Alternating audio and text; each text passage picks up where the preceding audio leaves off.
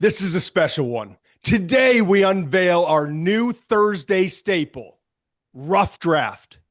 Every NFL star starts somewhere, and usually it's on a Saturday. Mench and I have devoted 2.5 decades to studying the tape, cultivating the relationships, analyzing the data, grading the prospects, trying to see what's coming before everyone else in this space, and we stand comfortably on our work. Rough Draft isn't about final grades or mock drafts.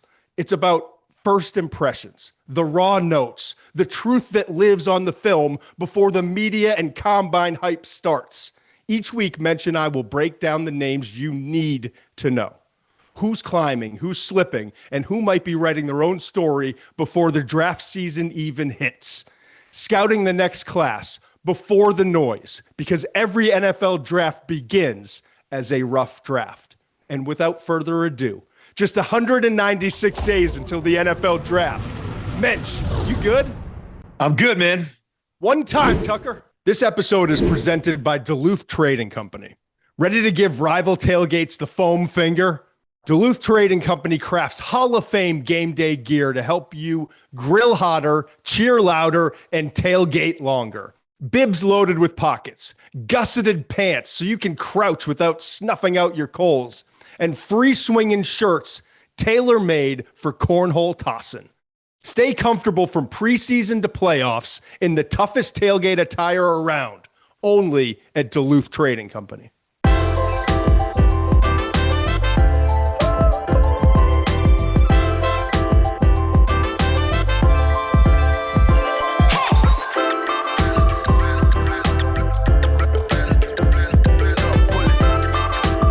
How about that for an open for you?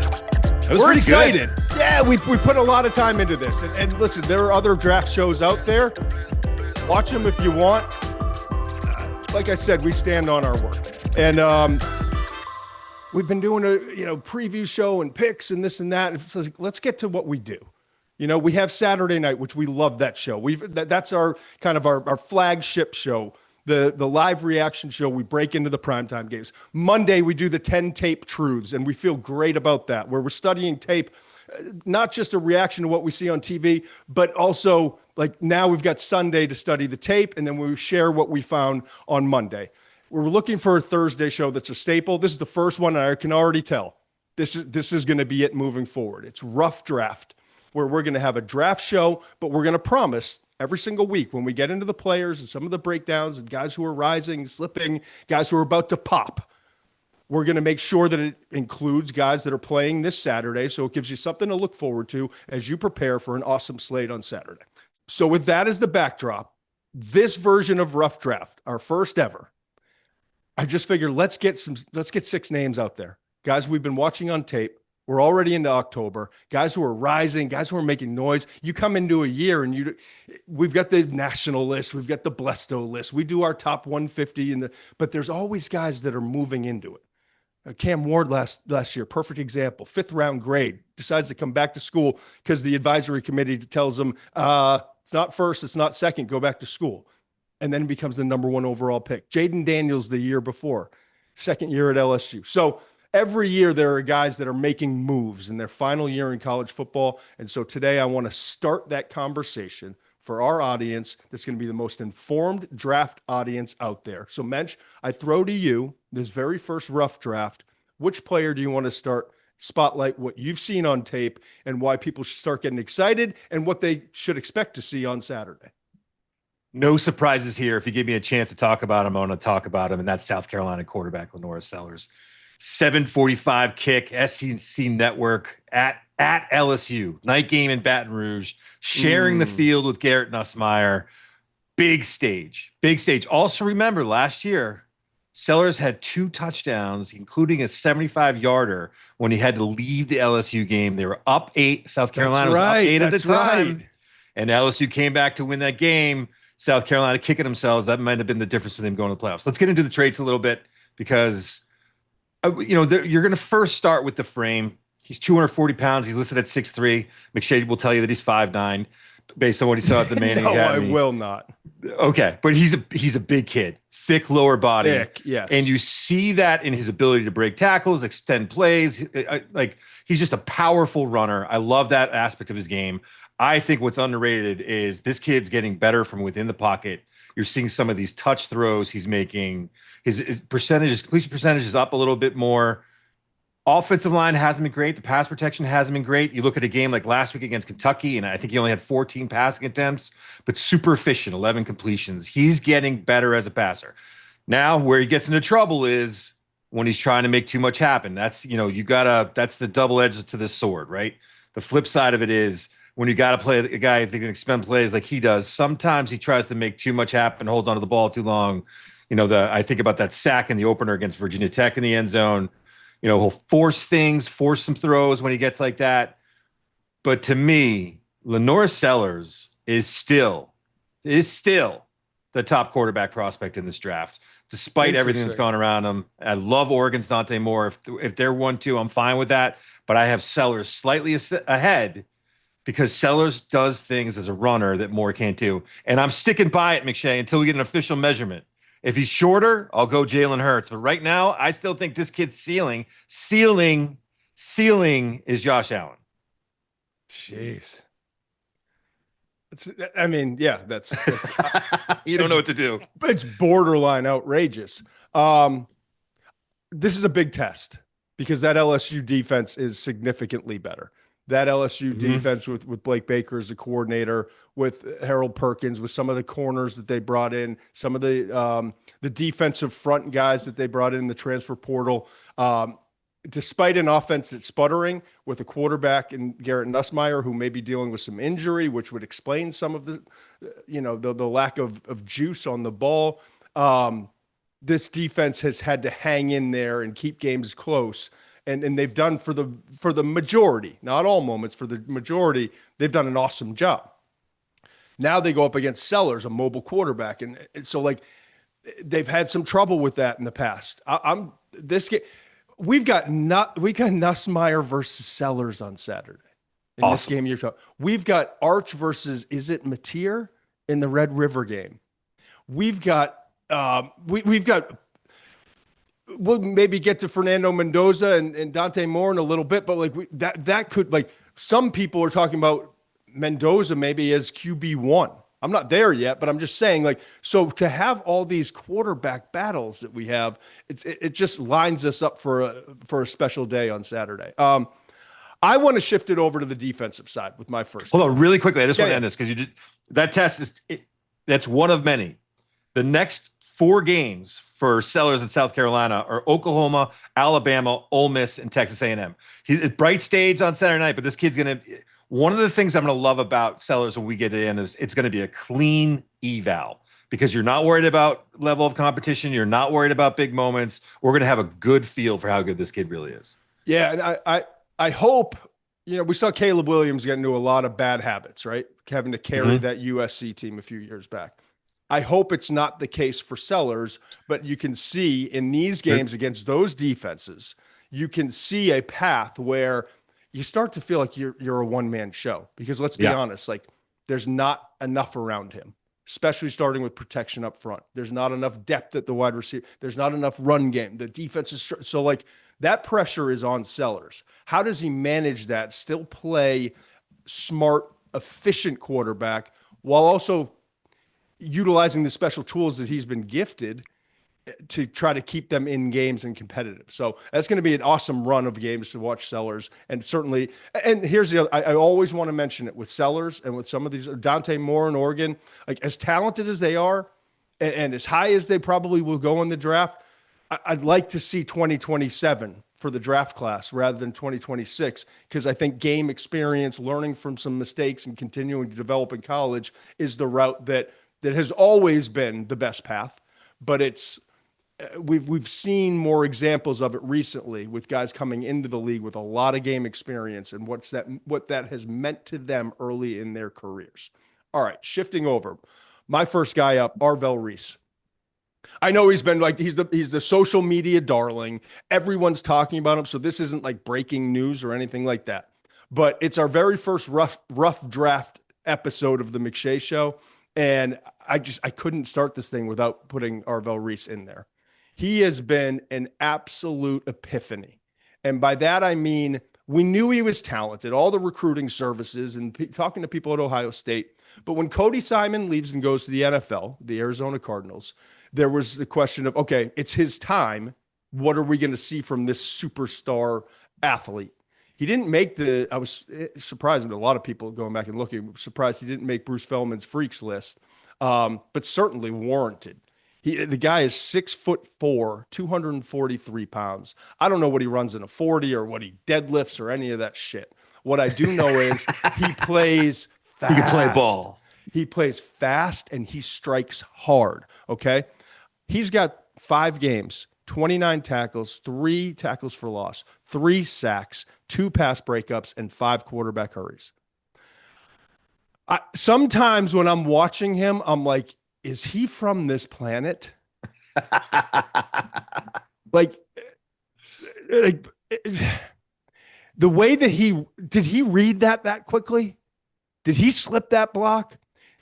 Was he in 15 yards of space with Damon Williams, the unbelievable athlete at quarterback for Washington, and just bring him down without like it being a problem with his momentum shifting towards the sideline and Williams making a cutback and he just stops on a dime and brings him down, lassos him? That was the first play of the second quarter, if anyone wants to go back and watch it, versus Washington. So I've got a lot of plays in my notes here. He's not perfect yet. You can see some of the game inexperience in some of the lack of eye discipline in coverage sometimes. Gets a little bit overzealous at times, fitting, just striking through gaps, although that's kind of what he's asked to do in that defense. What's interesting to me is with that frame, 6'4", 243 pounds, with that speed, that athleticism, the length, all those things. This past Minnesota game last week, and I want to see, does it trend towards this? Is it just a specific matchup thing for certain opponents? But they used him a lot more, Steve, as an edge rusher. So you add that to his bag, and I want to go back, right? These are the off-ball linebackers that were drafted in the first round. There's not many of them. And a couple of them also had major edge components to them that allowed them to rise. So that's why I bring up this edge stuff against Minnesota. Will we see? And they're not doing it to improve his draft stock, right? They're doing it because he's a special talent and you can utilize him in different ways. But Javon Walker was the 15th overall pick in this year's draft. Edge hybrid, right? Jack Campbell, true off-the-ball linebacker. You have to go back to 2023. There was one taken last year, I think it was, one in the first part. Jack Campbell was the only off-the-ball linebacker. He went in 2023. You see the graphic here if you're watching on YouTube or on Spotify, and we appreciate all of you that are. He was the 18th overall pick. Quay Walker, off-the-ball linebacker, 22nd overall pick in 2022. Also, Devin Lloyd, who, by the way, Devin Lloyd would be my NFL comp. Oh, yes. And we'll get to that in a second. And then Micah Parsons was the 12th overall pick. None of those guys were in the top 10. Isaiah Simmons, who I think is out of ball now, got drafted at number 8 overall in 2020 as an off-the-ball linebacker. The Cardinals drafted him. Then he got he played for the Packers for a little while and just was released at he wasn't playing to the level. And so I don't even think he's on an NFL roster right now. My point is, guys don't go in the top 10. It's rare. You had to go back to that's 5 years of drafts without an off-ball linebacker going in the top 10. I think this guy could break the norm. I think he's that talented. I agree. Well, I can't wait to see more. I mean, for a guy who really wasn't on the radar coming into the year, what an astronomical rise for him. And how this speaks to Ohio State's talent level, right? How is this guy not been on the field that much yet? It's crazy to me. Well, a quick side note, 92 and 98 are absolute dogs on that defensive front. We got to keep it moving. I know. Keep it moving. Caden Curry and and McDonald, 92 and 98 are awesome. Sonny Styles has been kind of overlooked in all that. But he's actually playing really well. And don't it's an Ohio State pod. Yeah, and by the way, they got a pretty good safety in Caleb Downs, who's also like kind of overshadowed by all this. He's playing at an awesome level. As I went back and watched the tape, so like, go on, take it next up. I'm gonna get under your skin with this one, I think, and I'm here for it. Good. Indiana quarterback Fernando Mendoza, another big stage, another great quarterback duel. He's going to Oregon. He's got the 3:30 game on CBS against Dante Moore, who some people think is quarterback one right now, and I think is definitely in the mix. I should have mentioned, by the way, Ohio State plays Illinois at Illinois this week. I should have mentioned that. And It's a noon game. It's the big noon kick on Fox. Okay. And by the way, my FanDuel pick of the week, my midweek pick of the week is Ohio State minus 14.5. I think they're going to, I think this team is at a different level. And I think everyone's kind of gripping to the fact that they lost 8 guys on defense and all this talent. They're starting quarterback. This team is, I would argue this defense is better than a year ago. And I'm shocked that I'm saying that after watching all of that tape. Who's your pick of the week for FanDuel?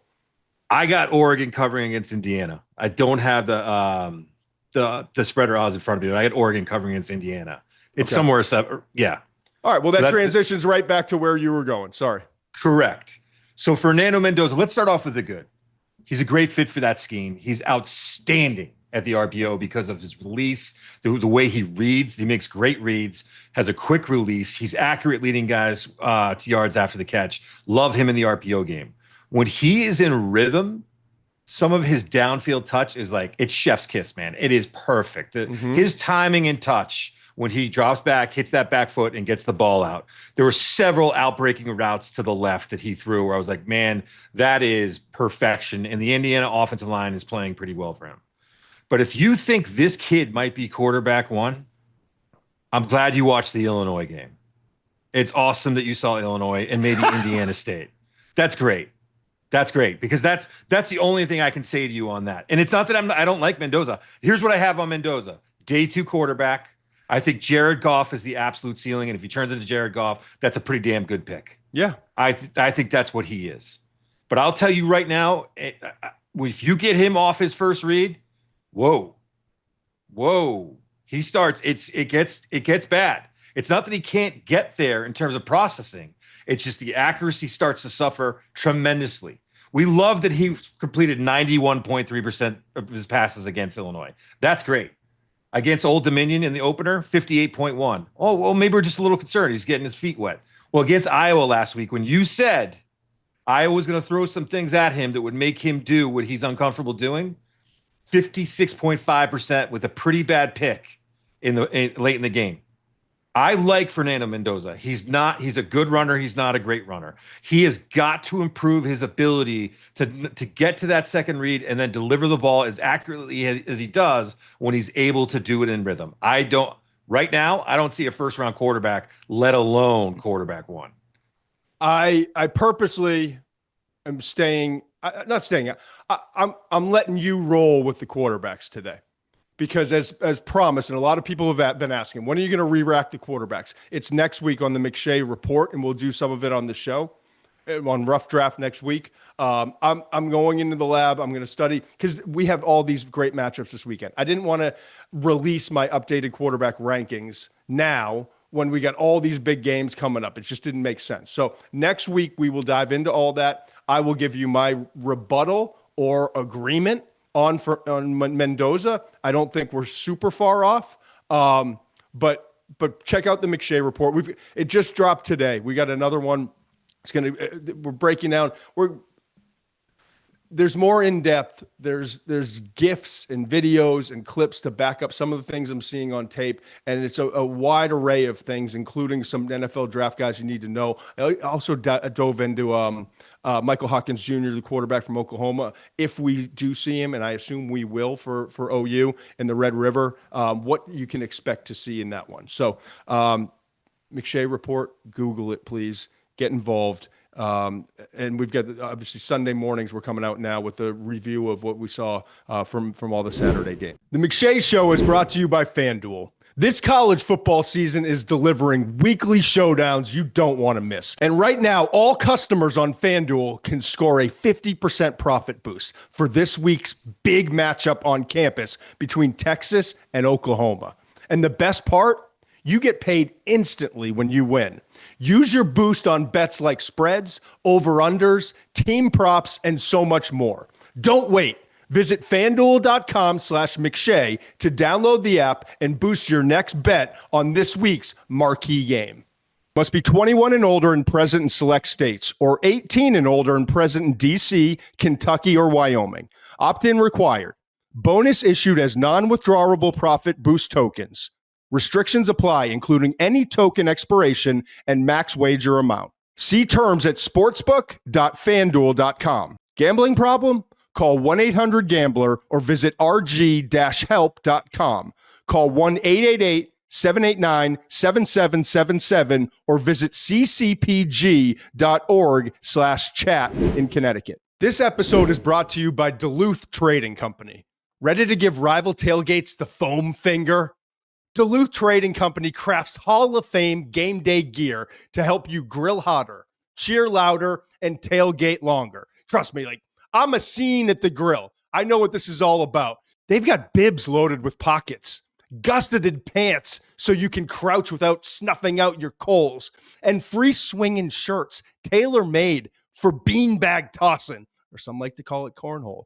Stay comfortable from preseason to playoffs in the toughest tailgate attire around, only at Duluth Trading Company. All right, next up on my list, Cashius Howell. Number 9, edge rusher, Texas A&M. Let me give you a quick history on this guy, okay? Cashius Howell really was graded by the in the offseason by the NFL scouting services, if you will, and was kind of given a mid-round grade, projected kind of has a chance to rise. That's exactly what he's done. And when you watch, he was part of that COVID recruiting class, right? Couldn't go on visits, all those sorts of things. Lands at Bowling Green State. So he's at Bowling Green, had a breakout year in 2023 with 9.5 sacks. Then he transfers to A&M in 2024. And you're like, well, why didn't he, if he's that talented, Todd, why didn't he break out? I'll give you 2 reasons. Shamar Stewart and Nick Scorton. Right. Shamar Stewart drafted, middle of the first round.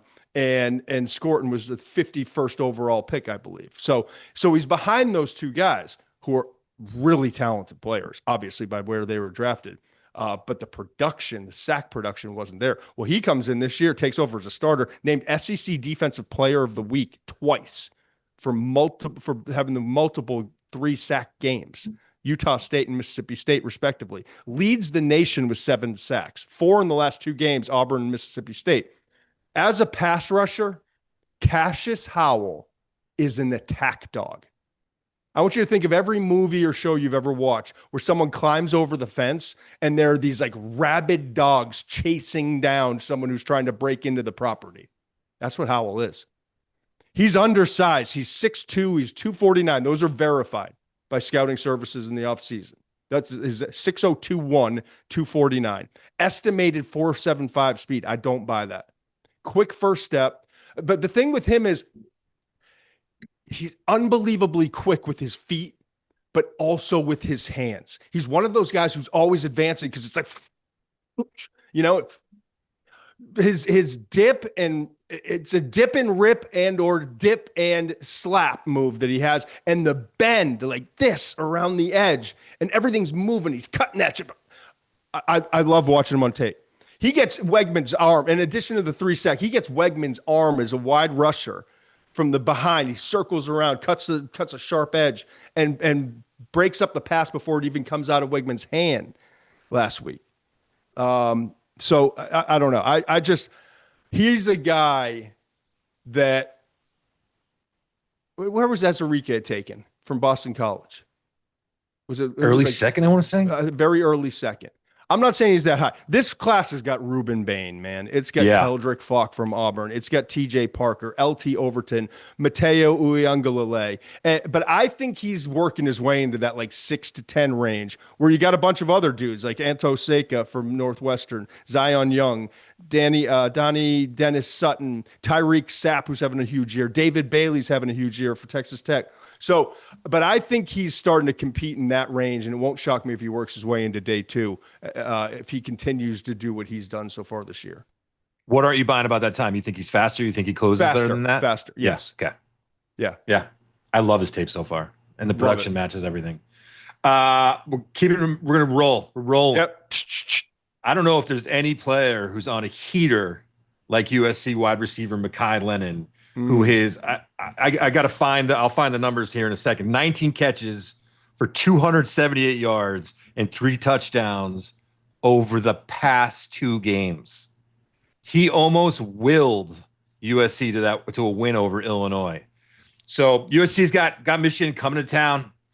Big game. They got to bounce back from that loss to Illinois if they want to get back in the Big Ten race. It's a 7:30 kick, so I guess it's 4:30 there. But 7:30 NBC, they're going to need Makai Lemon to have another monster game. Michigan has given up 100-yard receivers in 2 of their 3 Power 4 conference games, and the other game, a guy had 97. So they've had some problems slowing down some of these receivers, and I think Lemon can exploit that.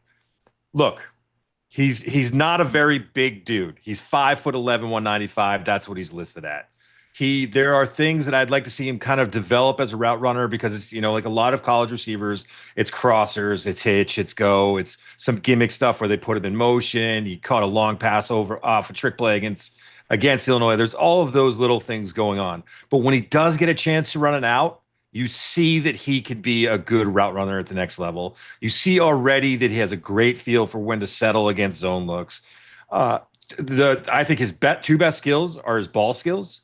He's 5'11", 195. He had 2 contested touchdown catches against Illinois in the fourth quarter. Mm-hmm. He's catches the ball well. He's got 2 drops over the last 2 years. I think that's 117 targets at this point. So he's very reliable for a smaller guy. And then it's that compete level. He will get hit over the middle. He's going to compete for those 50-50 balls despite his size. He fights for yards after contact, after the catch. I love the compete level on this kid. Now, for being honest, there's a difference between being a great college player and what you project to the next level. At 5'11", 195, he kind of reminds me of Trey Tucker. That's the kind of vibe I get from him, is a Trey Tucker vibe. Okay. I think he played that role where he's more of a slot receiver in the NFL.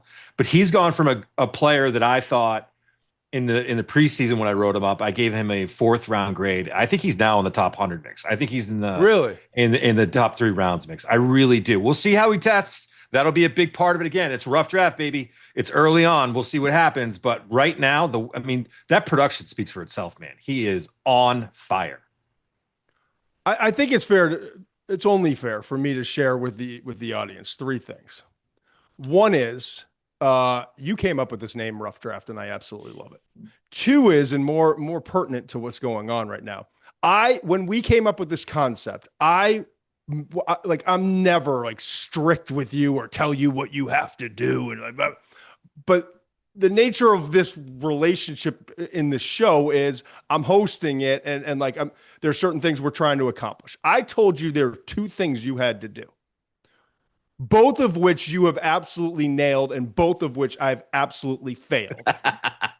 One was, we're keeping this thing under 30 minutes. And then when it goes over, and Dan, get your little chuckle in, our great producer and editor and Mr. Do It Everything, Dan always bets the over when I say a certain time. I've blown that. And then 2 is, I said, with every single player, I want to know, give the audience who they're playing, what time, and where they can watch, so they can kind of watch what we're talking about. And both times I've failed that. So Cashius Howell, going back to Cashius Howell, Texas A&M's playing Florida, is one of the games, 7:30 ESPN. And this is a good time to remind everyone that our flag, this will become our favorite show, our flagship show, but really the show that is doing the best and we love the most is the Saturday night live reaction show. It's on YouTube. Go to the McShay Show page on YouTube, and we'll look at our McShay 13. You Good Mensch are the 2 handles for us. We'll send out information, but we're going to break into all 4 of those games. We have South Carolina, LSU. We got Texas A&M in Florida. We got USC in Michigan, and we got What was it? South Carolina, LSU. Yeah, I mentioned that one. There's 4 games in that prime time. We're going to break into it. Come join us. It's a great hang all night. And we'll react to the all interaction the shows. is the best part. Getting to interact with everyone coming at us, going at each other. That's the best part to me. So while most of the problems of us going over 30 minutes are going to be on me, part of the problem it has to go on the shoulders of Dylan Tito. Okay. Dylan Tito is a huge fan of our show. And for that, we are eternally grateful. I don't do a lot of this. I don't like the people who are like, oh, I read an email or someone supporting to try to pat yourself on the back. But when you take time to write a 2-page email to tell us how you feel about the show, I have to mention you. So first off, Dylan, I really appreciate, all of us appreciate your email. I don't want to read the whole thing. We're short on time, and I don't think a lot of people want to hear the whole thing. But he starts out by saying, first time emailer, long time listener. I wanted to send this to Todd, and he said in parentheses, I'll give Muench his flowers later in the email, and he does. ESPN stuck a thorn in my side the day that they decided you needed to walk out of that building. I've been following you and Kuiper ever since you joined the NFL draft team at ESPN. Mel's a legend. No one's trying to take that from him. In parentheses, he writes, Yates made first draft insufferable. That's not very professional of me to read, but he wrote it. I didn't.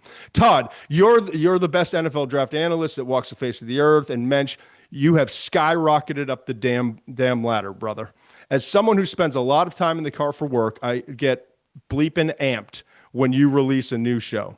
The most important trait as a podcaster, the most important trait a podcaster can have, and I could give a rat's ass about what excels in the business, but who can make you feel like you're sitting alongside them in your kitchen or living room with your guard down, just talking ball? You guys do that. You have the it factor. And he goes on to list a bunch of players with the it factor in the NFL. I knew after the first episode that it was going to be the best NFL draft podcast in the industry. And he goes on to talk about the Big Cat Show, all these different things. He said, I appreciate you and the production team. If you guys open up a merch store, send a link. It's a good idea. And I'll hit a Steelers game this year with a "You Good Muench" hat on. I love that. I love and that. And then too. he finishes, and this is why the transition here. He finishes by saying, and he's not the only one. I've gotten a lot of requests. Fire up that Ahmad Hardy tape, and tell me you don't see a little bit of you know who from last year. All the best, Dylan Tito. So Dylan, we appreciate it. You are heard, as they like to say these days. So I have been getting a lot of requests, and quite honestly, I did his tape before I even read this email that Dan passed along to me, and I'm thrilled that he did. Ahmad Hardy, he's not eligible, and I'm not going to do this a lot, but I figured it's early in rough draft, and let's get ahead of the tape. And he leads the nation. Ahmad Hardy does. The Missouri running back. They're playing Alabama at 3:30. Fascinating game. ABC. Okay. It's going head to head with Red River rivalry. Monster game. Yeah. So in 2024, he's a freshman. This is Hardy now. Freshman All-American at Louisiana Monroe. 12 career games. He compiled 237 rushes, 1351, and 13 touchdowns. Transfers to Missouri. But that was as a true freshman, okay? So this is his second year. And this year he comes in, wins the job, and is leading the nation in rush yards per game, Muench. 1 year transfer from Monroe, and now is leading the nation. 146 yards per game, 730 rush yards, and 9 touchdowns, 7.1 yards per carry. Hardy on tape. He is built like an absolute battering ram. And you're right. You when we were texting back and forth, you were like, it's 211. He's listed 211. I kind of don't buy it either. I've got to guess he's way like thicker. 215 to 220. He's got a shorter frame at like 5'11 or 5'10, whatever it is. Anyway, a couple things that stood out with him. He runs with such great urgency, but also confidence. And he has confidence because he has some running backs just have it, right? That sense of I need to patiently wait, that sense of when I got to hit it, that sense of where the cutback crease is before you, even as an evaluator watching tape, see it. That's what always tells me When they see something, if you go and rewind it in slow-mo and then pause it, like how the fuck did he see that back lane? But he saw it and he hits it, right? And then the most beautiful thing of his tape is, and you hear it all the time with, go watch First Draft or go watch this podcast, whatever, and you'll hear he falls forward at the end of runs. He's got great pad level. Yeah, and I get it, and that's what scouts write in their report. But I want to explain to you this guy. I don't think one time, and I watched the whole season so far, all of his carries, one time did he fall backwards or get stopped. And I don't think one time that one tackler brought him down. He's the hardest guy to tackle in college football right now. I really believe that. Truly. Okay. So you got all the yards he generates. And yeah, I don't even need PFF for this one. I need him for a lot of things to help, either like steer me, to help solidify a point I've already seen on tape, or to make me go look at something else. I don't need PFF. I didn't even bother looking for the yards after contact. It's a shit ton. Okay. So, but here's the two. I'm pretty sure he leads the country. I'm sure he does. The two things that I'm concerned about with the NFL, and he's got a whole nother year. He doesn't explode out of cuts the way I'd like to see. So it's like, it's not even a gathering as much as he's got quick feet. He'll make that cut, but he doesn't out of it. Okay. And I don't know if that's something that will change. Most importantly for his NFL evaluation, he's got a whole nother year next year. Okay. He's only got one catch through 5 games. It was a screen pass to his left. Okay. So that's where he's capable as a pass protector. He knocked the crap out of Cat Blitz of South Carolina, but his technique's not there. But the passing game development is going to be critical, because right now he is one of the most fun and most talented runners between the tackle that college football has to offer. So who does he remind you of? Who do you think Dylan's talking about? I mean, he was saying last year. So is he Omarion Hampton? Maybe? I think it's got to be Scatterbo. I think he's talking about Scatterbo. Yeah, it's Scatterbo. Yes. Yeah. You even mentioned that. Yeah. Yeah, I think it's Scatterbo. I saw Scatterbo too, by the way. This is a staple now.